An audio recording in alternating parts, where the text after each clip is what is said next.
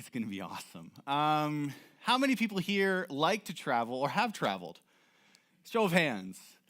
Wow, that's pretty good. That's like everybody, actually. Outside of North America. Wow, that's like everyone. Crazy. Okay. I'm not special. I'm just kidding. When my wife and we were in Europe, we've been there a couple times, one for Bible school, one for a friend's wedding. And maybe this is your experience, maybe not. We'll relate here, possibly, okay? We always have this thing seem to happen to us, okay? So we're in Europe. It's beautiful, right? And we're seeing like the sights, and we're going to like the Colosseum, whatever it is, and the coast of Croatia, like some really cool stuff.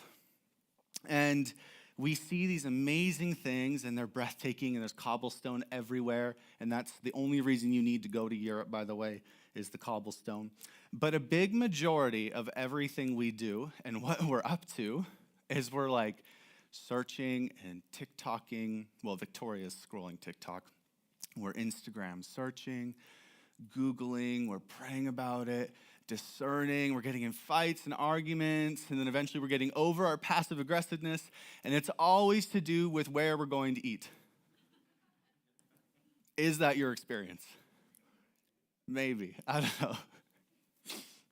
It's always about where we're going to eat. And it's like we're in Europe. We have to eat through the countries, right? A little bit of Germany and Italy and then France. Like, you got to taste it all because this is where you are and what you're doing, and just that's how you experience a culture is the food. And then the kicker is, I find with myself and with other people I talk to who travel, when they come back, it's like, how was your trip, right? Classic. You don't actually want to hear about their trip. It's unfortunate. We got to care more about our friends. But you say the thing, how was your trip? And then they go on to say, it was beautiful. Like, I saw the Colosseum. Things were pretty cool.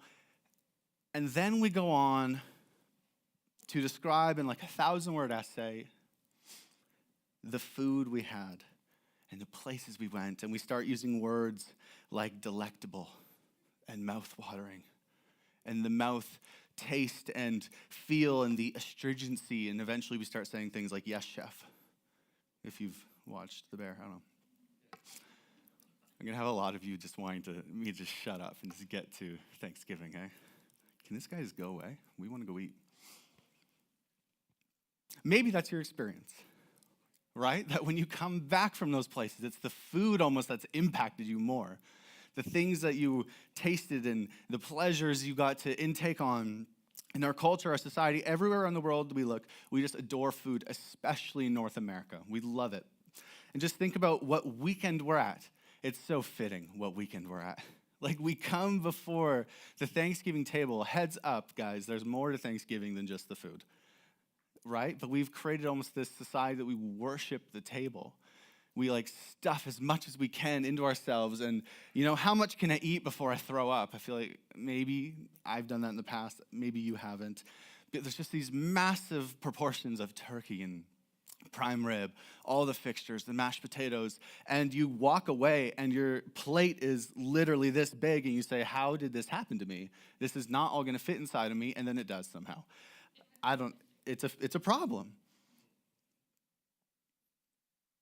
But all throughout Scripture, there's deep running themes of food, body, soul connection. The connection between the need to eat every day and Jesus calling himself the bread of life. Man does not live by bread alone. That Jesus was the bread of life. It's not incidental. It's not an accident that Adam and Eve first sinned with food. It's not an accident that Satan tempts Jesus with food in the wilderness. It's not an accident that Jesus breaks bread and wine, and we still break bread and wine to enter into the covenant that Jesus said, this is my life, that my body, my blood, do this in remembrance of that you have life in me, eternal, and what he has sacrificed for us.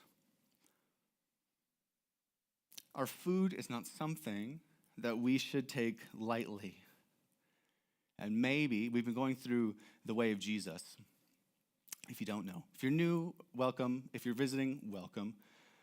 But we've been practicing the way of Jesus, looking at the things that he did, said to do, he taught, of what it meant to apprentice and to know the life of Christ. And maybe you guessed what we're looking at. Today we're looking at fasting. Awesome, right? You're like, great. I want to celebrate my meal, but now I have to hear about fasting and, which I'm all for celebratory meals. I'm going to go indulge in a great meal as well. So I'm not here to convict you. I'm not here, well, maybe I am. I'm not here to condemn you. But fasting might be one of the most unfamiliar and unpracticed ways of Jesus in our modern culture, especially in the modern North American church. Fasting is not practiced. I won't raise hands, but I won't guarantee. I will say most likely you don't fast regularly. I don't. It's not a common practice. And there's so much behind this practice. So that's why we will continually say there's great resources in this world about the way of Jesus. You should not just check a Sunday off and say, I heard a bit about the Bible. Go deeper, dig in, find out the nuances. Why do we do this? Where does it come from? There's so much good stuff on this that I can't just tell you in a 35-minute sermon. So I'll tell you this, though. Fasting is not a new practice. Okay? In fact, people from the various backgrounds of history have practiced fasting for centuries, but just a biblical landscape, just for you, right? Because if we are saying, I believe in Jesus and I'm a Christian, here's a biblical landscape of people who fasted. So Abraham's servant when he was seeking a bride for Isaac, Moses on Mount Sinai receiving the Ten Commandments, Hannah when she prayed for a child, David on several occasions, King David, Elijah after his victory over Jezebel, Ezra when he was mourning Israel's faithlessness, Nehemiah when he was prepping the trip back to Israel, Esther when God's people were threatened with extermination, Daniel on numerous occasions, the people of Nineveh, the most evil city in the ancient time, they say, or one of, the entire city fast, even the cattle. I don't know if they wanted to, but they did. And the city was saved. Jesus when he began his public ministry, Paul at the point of his conversion, the Christians in Antioch when they sent off Paul and Barnabas on mission, Paul and others when they appointed elders in the churches, and it just keeps going on and on and on and on. So where did our fasting go? The early church held fasting in high regard. They took an old Jewish tradition of fasting Wednesday and Friday from sunup to sundown, and they carried that through in the early church. People of faith like Augustine and Desert Fathers, they taught and practiced fasting, knowing that it was critical to spiritual alertness and growth. People like Luther, Calvin, Wesley, all still and taught and practiced the significance of fasting. And Wesley went as far as to not ordain people in the Methodist Church who didn't fast on a Wednesday and a Friday, which may be extreme, but that was his conviction that he thought was so important for the life of a believer that he would not allow someone to work in the church who did not. So why is it that in our culture moment, the only times we hear about fasting, the only times you probably hear about fasting is from some TikTok influencer or on Instagram, some podcaster, some, guru, Muslims, never from the church. And when we talk about fasting, people often get it wrong, right? We claim to fast from things like, especially during Lent. If you know what Lent is, the Lent season leading up to Easter, people will fast from social media. They'll fast from, people. They'll say, well, I don't want to go in community because I'm fasting. It's like, no, you're just antisocial, okay? Or you're fast from sugar or TV. Those aren't fasts. Right now, deadline, not a fast. The original Greek actually says that fasting was abstaining from food or water from a certain amount of time for any particular reason.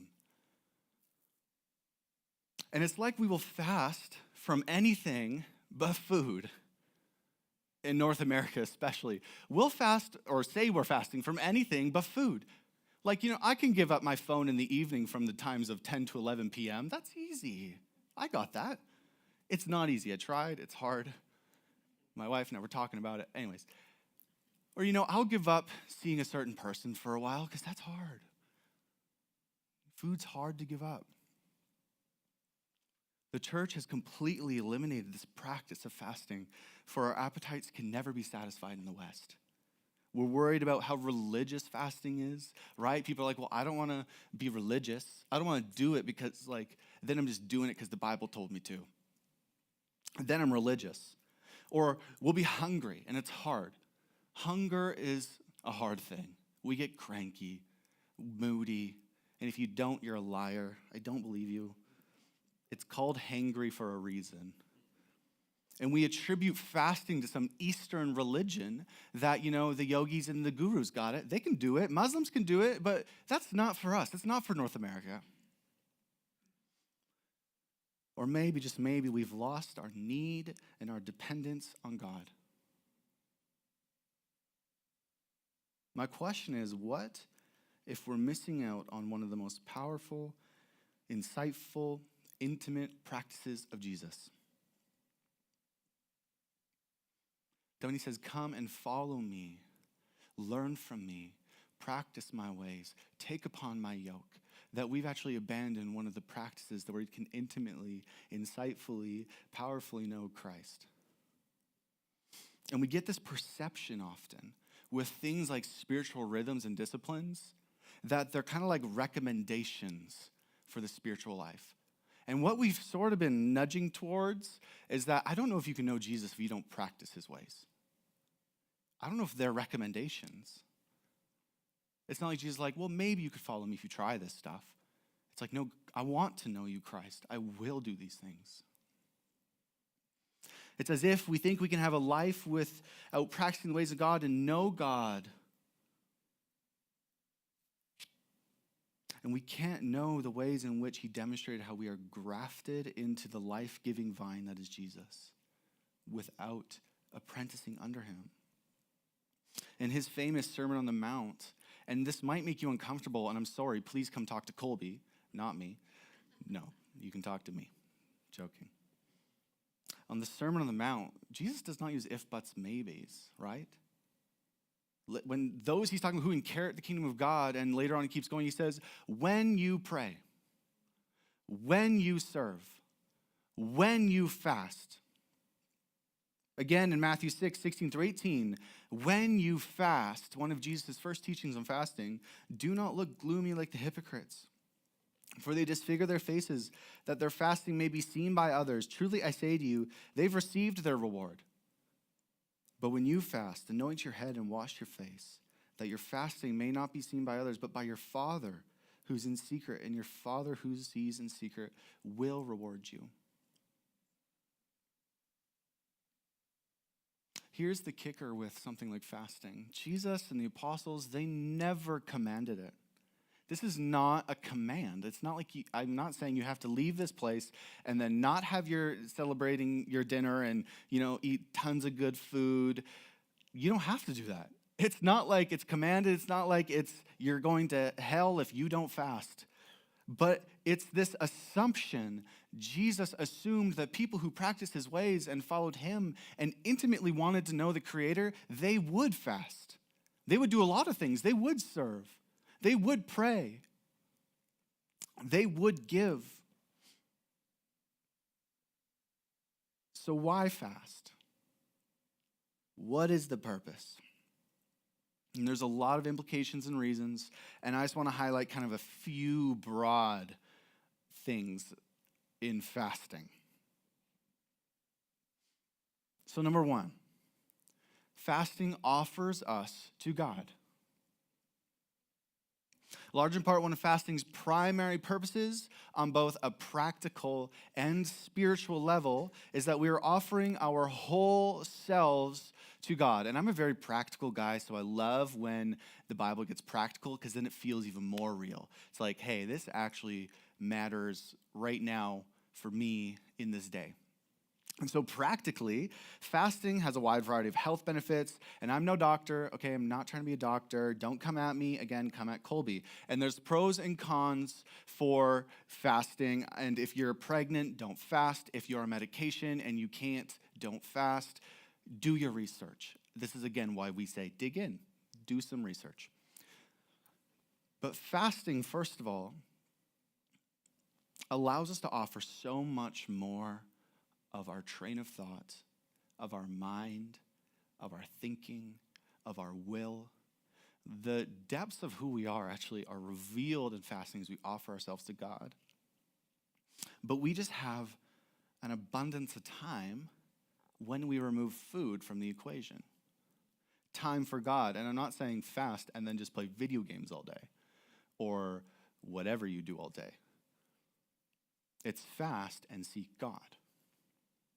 Like if I think about my personal life, I wake up, Theodore wakes me up way too early. If you have a solution, tell me, but maybe one at a time because it's that thing over information. But I wake up, I need my cup of coffee, a spiritual rhythm in of itself. So I make my coffee, it takes me a bit, and then Victoria comes out, and we're like, okay, well, what's for breakfast, right? And then we are so tired that we're talking about, we're arguing about breakfast, and who's gonna do what, and the house is messy, whatever. And then we make breakfast, we eat breakfast, that's a process, and you have to clean breakfast up. Or maybe you don't, and you do it later, but done breakfast. Then later in my day, I'm sitting on the couch or wherever I am, and I text Victoria from the other room, hey, what's for lunch? Or what should we do? And she says, I don't know, from the other room. And then eventually, 30 minutes later, we kind of meet up and we're like, well, what are we gonna do for lunch? Because when you work from home, you have to make lunch. It sucks. Meal prepping's big, right? We should really get our meal prepping going. Then we have to make lunch. We eat lunch. We clean lunch. It's a process. And then 3 hours later, basically, dinner. What's for dinner? We should start thinking about dinner. Food is a relentless task. Do you feel that? Maybe, maybe not. Maybe you just don't eat. Maybe that's the trick. Because we must eat to live, right? Well, the practice of fasting allows us to take all that thinking, all that prepping, all that eating, all that cleaning, and intentionally separate ourselves for God. You gain hours when you're not eating. And those hours, if you're fasting, should be spent with the Lord, offering yourself to him. I have this time now, God. Take it. Speak to me. I'm here. I'm attentive. I've given up something that is so good and pleasurable and feels like it sustains me, Lord. Now you are the one sustaining me. And not only do we save a lot of time fasting, the health benefits are unique as well. That, again, I'm not a doctor, but when in a fast, they say different things unlock in your brain and proteins or whatever, blood flow, that we can literally become more alert and attentive and focused on a mind level when we fast. And when this happens, our ability in prayer to focus in on God, our ability to listen, to be receptive grows. That's the practical of offering ourselves to God. Now, on the spiritual level, we just read in Matthew that one of Jesus' first teachings and concerns about fasting was the motive behind fasting. How we offer ourselves to God matters, okay? Because let me tell you really quick, it's not to get a quick blessing, because I know it said that the Lord will see you in secret and bless you. But if you're seeking the blessing and not the blesser, I promise it's never coming. That's the first thing. It's not to wield some spiritual power. Often people will fast because, look at me, I am so spiritual. I'm doing some crazy things, and they'll talk about it a bunch and be like, yeah, I didn't eat today, I'm hungry. What the motive? Don't look tired and hungry, but actually look alive and joyful and bright and like you have showered, which you should do every day. It's not a get God quick scheme. Fasting must always begin and end with a centering of our mind, body, soul on God. And then worship actually becomes one of the primary reasons for a fast. It was in Acts 13, and again, the Antioch in the church was worshiping and fasting, is what it says. And during their time of worshiping and fasting, God revealed that Paul and Barnabas would go on mission. In Luke, we're told of a prophetess, Anna, who worshiped and fasted at the temple for years. And she saw the baby Jesus come to the temple and be anointed. And she was worshiping and fasting. Fasting is never about what we can receive, but our attention is actually turned towards God. And it's a releasing and a relenting of the self and saying, I've come before you. I'm giving up of a pleasure, of something that feeds my body, Lord. And I'm going to feast essentially on you. When we intentionally go without food, we're saying to God that he is enough beyond the pleasures that we turn towards for fulfillment and sustenance. And when the disciples in John's gospel, they saw that Jesus looked hungry, right? And they were offering him food, thinking that he would want it. And he says that he has food that they did not know about. And we assume he would be fasting then. And that's that phrase that said that fasting is feasting. Fasting is feasting because our cravings for pleasure fade and our taste for God's goodness and his presence and his promise deepens. And I'm going to tell you this, that he will meet you there when you are seeking him in worship and in fasting. Number 2, fasting grows us in holiness. It was in Romans 12 where Paul implores believers to offer their bodies as living sacrifices. And he is talking about this in kind of a physical way.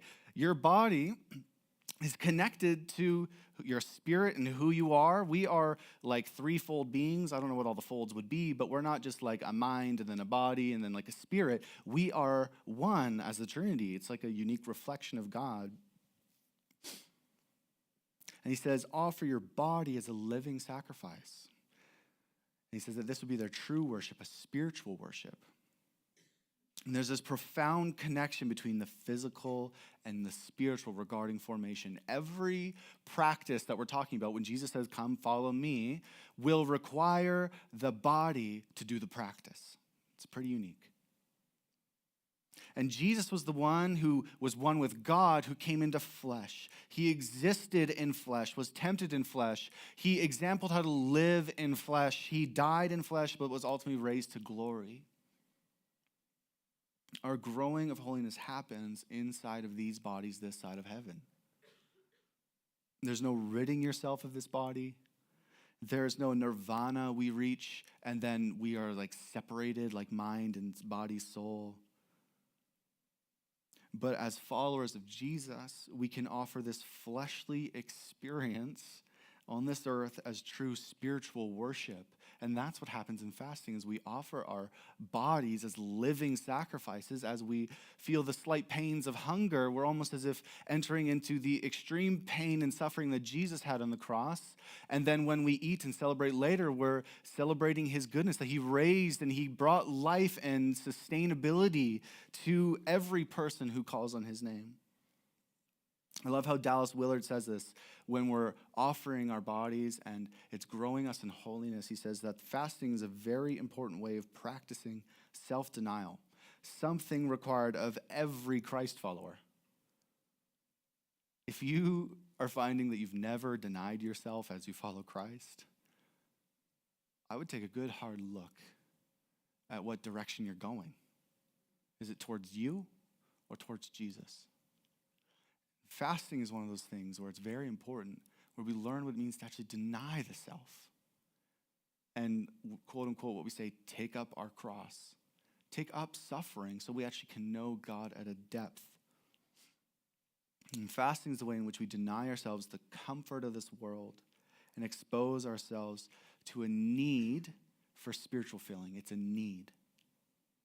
We eat to live many times, to be satisfied with the pleasures of indulgence. But our food has become much more than sustenance. It's become a fast-fix drug that we crave at like the arches of McDonald's at midnight. The symbolism of status, where I went and ate at Erica and Jane. Can you afford that? I can't. Don't know why I'm there. And the gluttony of overindulgence.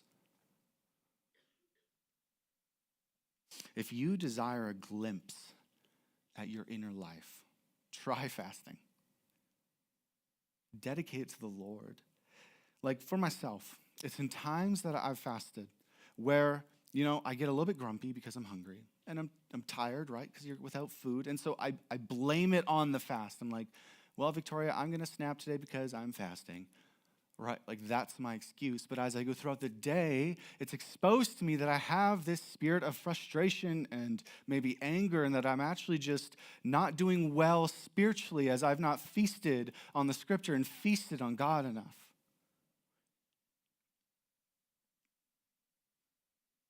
If you're a prideful person, fasting will strip away the physical distractions, right? Because food, you might be sitting here and thinking, food's not a problem for me, and maybe not. You might be in amazing shape. I don't know what it is, but the fact that we can just feel content when we eat food and like we desire it and we crave it, and when you take that away, you're revealed of like what you truly are.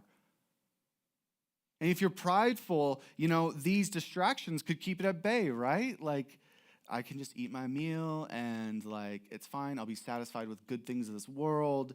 But King David expressed in the Psalms, he says that he would humble his soul with fasting. It's a place we find humility and growth. It's a place we're exposed when we're not distracted by the pleasures of the world to the things that actually might hold grip of us and control us. In his thoughtful book, Celebration of Disciplines, Richard Foster describes our growing holiness like this. And I love this, that he says, fasting helps us keep our balance in life. How easily we begin to allow non-essentials to take precedence in our lives. How quickly we crave things we do not need until we are enslaved by them. Our human cravings and desires are like rivers that tend to overflow their banks. Fasting helps keep them in their proper channels. How quickly we crave things we do not need until we are enslaved by them. Is that not the story of our lives? I'm enslaved by the pleasure of having a meal 3 times a day. I'm enslaved by the different pleasures of whatever, scrolling my phone and how it can numb me. I'm enslaved by my relationships and how they cover up my shortcomings.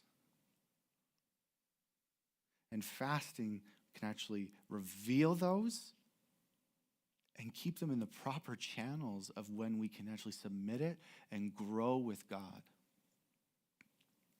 And the third thing, fasting increases prayer. Fasting increases our prayer. In 1756, England faced an invasion by the French, and the king ordered a nationwide prayer and fasting. And John Wesley, talked about him a few times, praised God for his response in sparing England. Or maybe a more popular story, similar story though, is maybe you've heard of the miracle of Dunkirk. Who saw the movie Dunkirk? A few of you. It used to be called the miracle of Dunkirk because as Hitler closed in on the English troops on Dunkirk beach where they had retreated, they were stranded, 338,000 of them. And Hitler's coming in. There was nowhere for them to go. They're on this open beach. It was about to be one of the biggest tragedies of the war, they would say.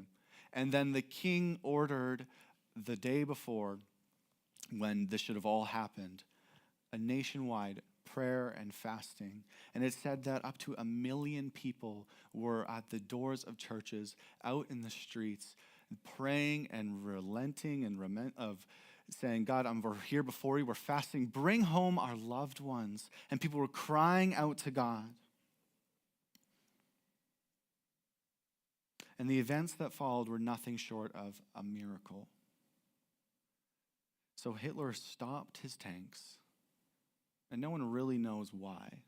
He ordered a halt and said, stop pursuing, just wait here. They're miles away, mere miles away. They could have easily gotten there in the day and destroyed this entire army. Hitler stops his tanks, and they don't know why. Then this storm and a fog rolls over the beach, and it rolls over the channel. So then the German aircraft can't see what they're shooting at, and they can't shoot boats, and they can't shoot at the people on the beaches. And it was this unusual storm that just, again, miles away, there was no storm. It was kind of concentrated on this area on Dunkirk.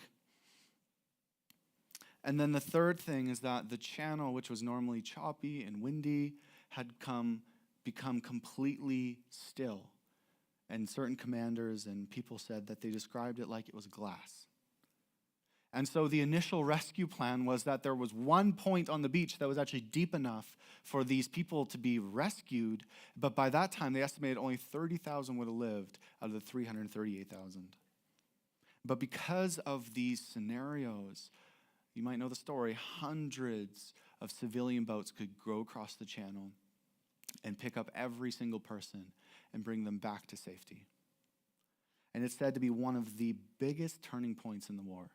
that the British army was not wiped out, that Hitler made a choice that he could have won the war potentially if he continued through, that then they pushed back the German troops eventually, and it changed the course of what the future might have held. Now, I don't know what your beliefs are on God and prayer and answering prayers, or if you've ever experienced the answer of a prayer, but I would say the evidence is quite compelling. All throughout Scripture, when people who followed and loved God sought him seriously, it included fasting and prayer. The church in Antioch, when looking for answers, where do we go? What direction do we take? Worship, prayer, fasting, and the Spirit spoke and said, set apart Paul and Barnabas. Send them on mission. And sometimes it doesn't need to be these huge moves of God.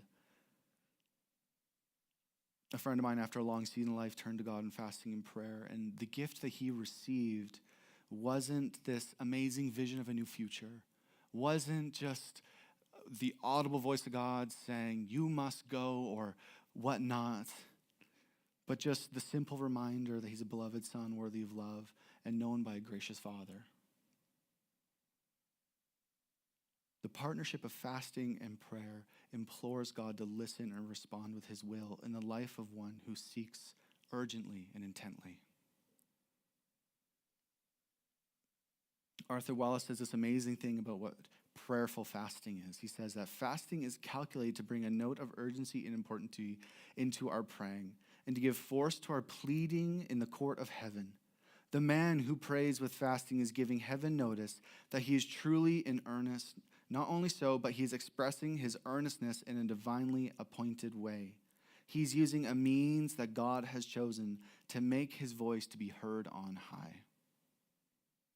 Fasting increases our prayers. It's as if God in heaven literally lends his ear when we are prayerfully fasting. And I think that's a pretty crazy reminder and truth, because often I think our prayers are so charred and they're just tossed to the wind. Like, when's the last time you've sought God in prayer, but then also fasting? Because the accounts that we see all throughout Scripture and in history is that our prayers are increased in our fast. When we say we are giving up, abandoning the things that are consuming, abandoning the things that we actually cling to for comfort, and we're clinging just to you, God. Hear my prayer, answer me, direct me. Lord, I'm here to worship you and know you. That he actually will lend his ear to his followers. So where do we go from here if you're wanting to try the practice of fasting? And don't go do it today, Have fun. It's Thanksgiving. Where do we go? Because it's unique. If you've never done it, if you've never thought about it, these practices of Jesus, it's not like it feels comfortable one day just saying, all right, I'm going to light a candle, a little prayer, and start fasting. It feels weird. Let's be honest. So we have these baselines, and this is what our baseline has said. And this is if it's like the easiest thing you can do to try practicing fasting. And we say that we're a community set apart for God in a culture of consumerism, of excess, and indulgence through the practice of fasting. That those are the things that you deny in the practice of fasting as you feast on God and feast on his word. And the baseline is prayerfully plan to fast 1 meal a month. It's pretty simple. It's pretty simple. You start small, okay? Start small. Start slow. You don't need to go do a 40-day fast. That's crazy. You're going to die. Most people struggle with a day of fasting if they've never done it. Allow God to speak to you. Check your motive. Why are you fasting? Are you wanting guidance? Are you petitioning God for something? Are you wanting to deepen your relationship for God? Do you feel as if you have just let yourself be consumed by the world and its pleasures, and you need now more of God because you have lost yourself? Do you want to gain depth and control over your impulses? And be intentional when you fast. And lastly, if you want to explore this practice of Jesus, be consistent. And I think that's for all of them. We're not saying wake up every day and do all the practices all at once as much as you can. You will die on Religion Hill, I promise. We are saying these are the ways you can know and experience the Lord on a deeper level. Be consistent. If it's one meal a month, be consistent. If it's a day a week, a day a month. It takes time to build up rhythms of these practices. But I promise you, it is such a joy and a peace to know that fasting will wake us up to the goodness of God, establishing time and space to worship and listen. It will set us apart and grow us in humility and control and holiness this side of heaven, and ultimately impart to God that we are earnestly seeking him as he speaks through the attentive, prayerful listening of our surrender to him. That's what fasting can do in your life, in your desire for the Lord. Maybe you don't have a desire for the Lord. This could wake you up. Please start slow, be consistent, and prayerfully see where God is moving you in these practices. Let's just pray. Lord, I pray that we not look at these practices, God, and just see a chore. That we can see things that actually open us up to life that we have never known. Open us up to peace that we've never known, that we can be a person of peace in this world. That people want to be around, to know about what is different. May you just place it on our hearts, Lord. That we'd want to grow with you and desire you and reject the things that have grabbed hold of us, and that we can grab hold of you. And I just thank you that we can feast as we do on Thanksgiving, but also in times where we desire you, fast and feast on your word and on you. So just thank you for this day, this holiday. May we go grateful. May we go thankful. And all the amazing good things that you have given us. Bring to remembrance those things. But they not control us, but actually be ways we worship and know you more.